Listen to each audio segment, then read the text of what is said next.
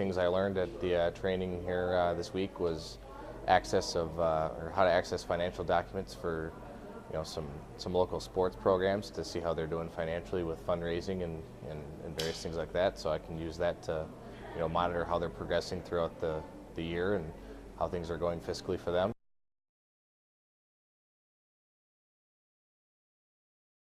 I learned that there is much more to the web than I had ever imagined.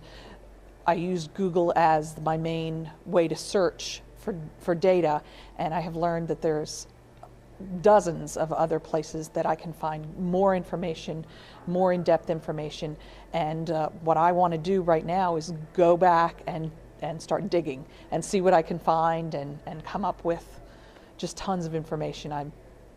I'm really excited about that.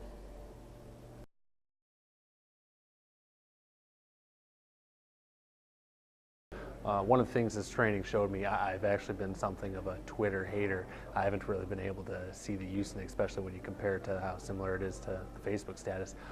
But this training really showed me how you can localize Twitter extremely and find those users who are in the area and who are tweeting about a certain thing, and in real time see what people are talking about, where they're talking about, where the conversation is going.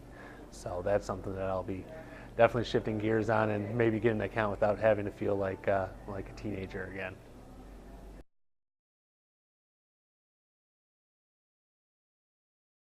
I thought that the most helpful part about this training was that it gave me a better idea of where journalism is going and what we could do with all these new tools that are so intimidating at first.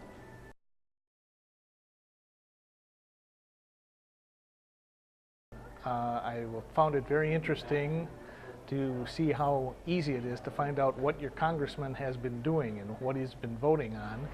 And I plan on posting something weekly on the editorial page to let the readers know what he's up to.